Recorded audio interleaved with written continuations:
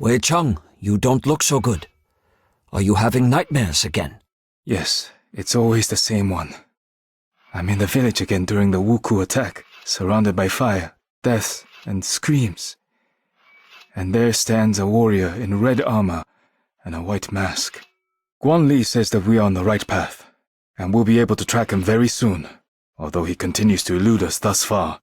This clan is much more organized. According to the sparse reports, their leader acts more like a war chief than a pirate. I don't care what he's like. When we finally reach him, I will tear out his heart with my bare hands and feed it to the dogs. You need a distraction, and I happen to have some good news. You have learned much from me over the past few weeks, but it is time for you to see certain things that we teach only in South Shaolin. Let us go outside. This fighting style is called Southern Elements. It allows you to use your chi to perform incredibly powerful hits. The first move is a round attack, which inflicts damage on every foe close enough to you.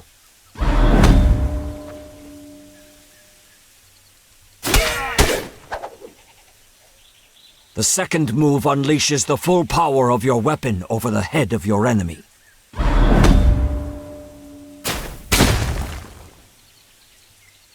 The third move throws your opponent into the air, cancelling his attack and making him vulnerable to kicks.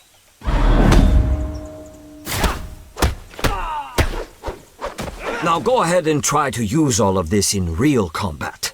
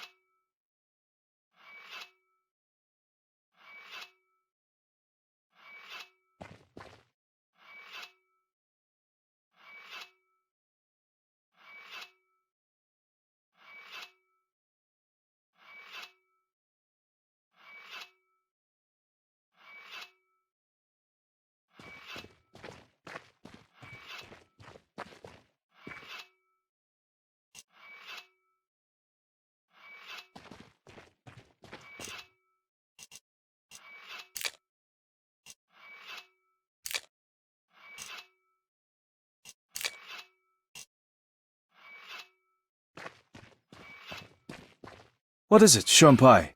I'm trying to write in my free time. I'm recording all our travels and adventures. Perhaps something worthwhile will come out of it at the end. There's plenty about you in there. You should check sometime that I haven't made anything up.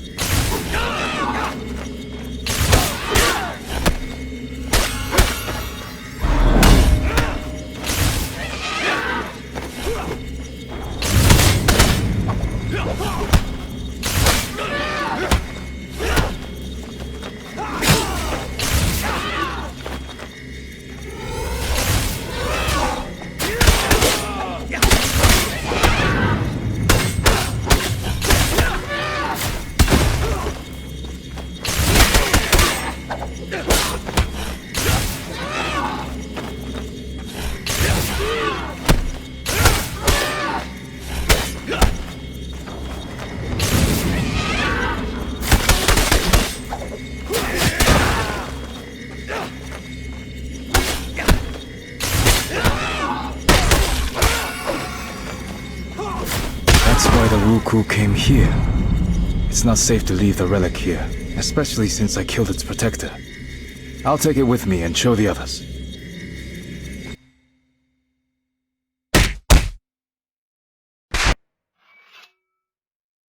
There was no hoard, but we managed to find this object. It seems to be made out of jade and looks very old. The pirates probably wanted to sell it to a collector. At the peak of the Wuku power, a huge number of holy relics from plundered temples ended up in the hands of the rich. It's definitely a serious item, since it was guarded by quite an aggressive ghost. Those Taoist priests love nothing more than summoning spirits and casting spells. Interesting. Shuanpai, can you find out anything about this temple and relic? I don't want to wake up one morning with some demon eating my eyeballs. I will try, but my collection of books is quite limited. I will let you know if I find anything.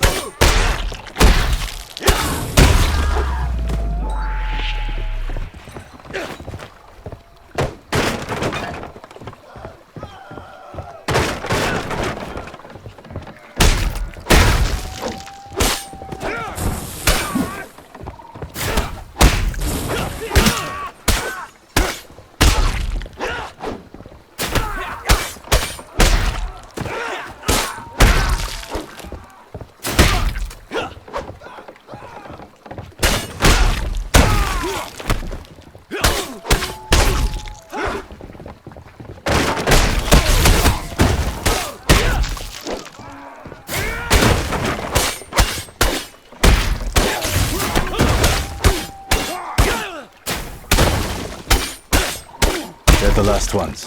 Time to go back.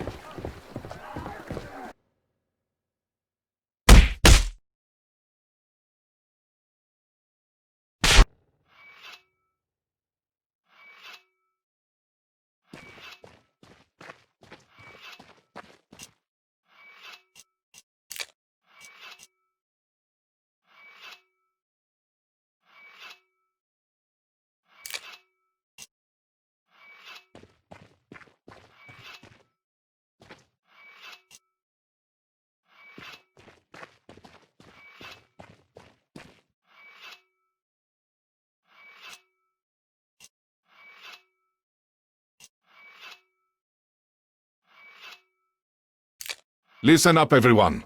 As you've probably noticed, the local authorities are still doing nothing. As if it's ever been otherwise. That's true. However, we have received a letter from an official named Wang Taixin.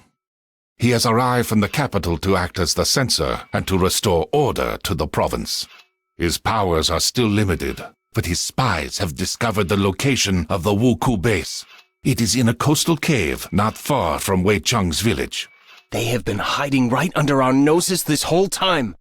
We must go at once, before their leader eludes us once again. I know the cave. We'd often climb inside as children. Not many people know that it has two entrances. A large one from the beach, and a tiny one from the opposite side, which leads to a subterranean river. It's pitch dark in that part of the grotto, with little space and sheer drops on either side. The path is nearly impossible to spot from the inside, and the Wuku won't know about it. We can storm in through that entrance and use the element of surprise. A good idea, but such a plan won't work. Considering how narrow the cave is, we will be like fish in a barrel if they spot us too early. Let's do this instead. I will lead the main group in from the beach and engage them outside, drawing out their main forces. Meanwhile, you and Shuan Pai will slip in from behind and set fire to their ships. This will cause a panic, and we'll then use all our strength to force them back inside the cave. Excellent plan. Let's go.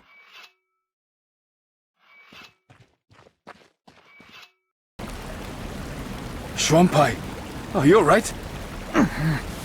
It appears that the pirates found out about this passage and set a trap in the water. The blade has gone straight into my stomach. Damn. I must call for help. Maybe the others haven't launched the attack yet. I'll be all right. You can do it.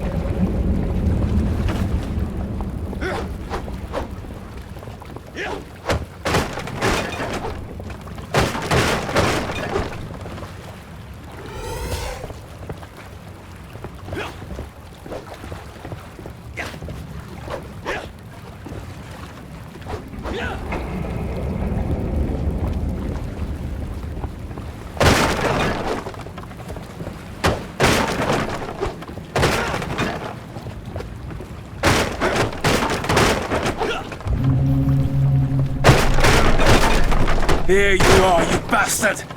You won't get away from me now! I was not going anywhere. Wait, you're a woman?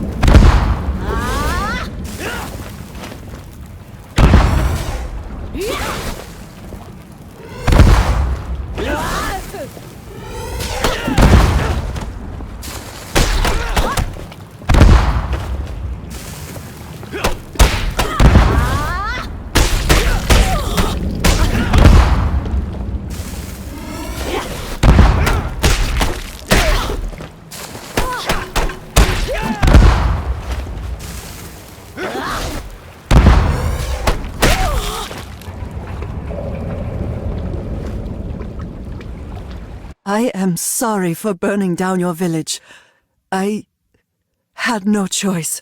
A few years ago, a bloodthirsty tyrant appeared in my homeland, who had decided to conquer the whole country. My father stood against him, and fell by the walls of our castle, together with our whole clan. I wanted to launch myself at my foes and die for my family's honor. But I realized that if I died, so would the memory of our clan. I gathered a handful of samurai most loyal to my father and went into exile. I swore that one day I would restore our clan. A fascinating story, but what does it have to do with the murder of hundreds of people? Your deaths were supposed to pay Fudo for the resurrection of my clan. Forgive me, father. I have failed.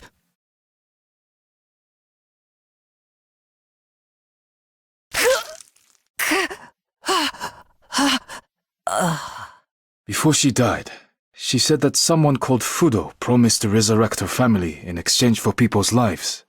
Fudo is a Japanese deity, believed to cast out demons with fire. I have never heard of people making sacrifices to him, especially human ones. Do you think we're dealing with a cult? I don't know yet, but something tells me that there is a person behind the name.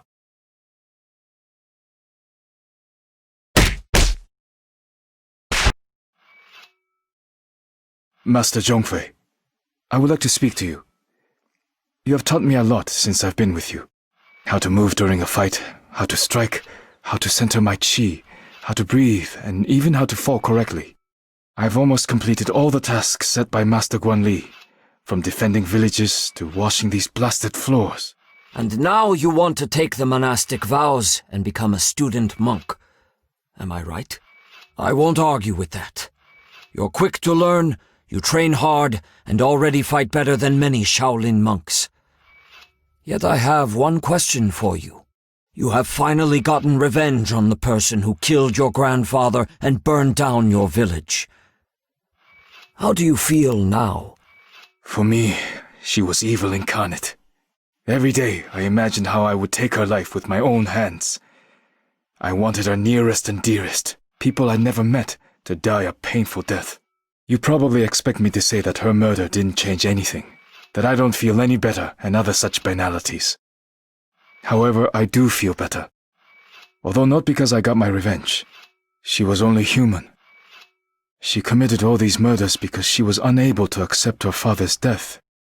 I feel better because I was able to discard my hate towards her, and feel sorry that she is dead. You have changed much since we first met, Wei Cheng. Well, I agree. Wei Cheng swore not to drink wine, eat meat, commit adultery, or kill. However, the Shaolin warriors were allowed to break the last commandment if they were in mortal danger. Apart from renouncing worldly pleasures, Wei Cheng also had to forswear his common name and take on a new monastic name. Thus, Wei Cheng went from being a simple fisherman to being the monk Dao Kung.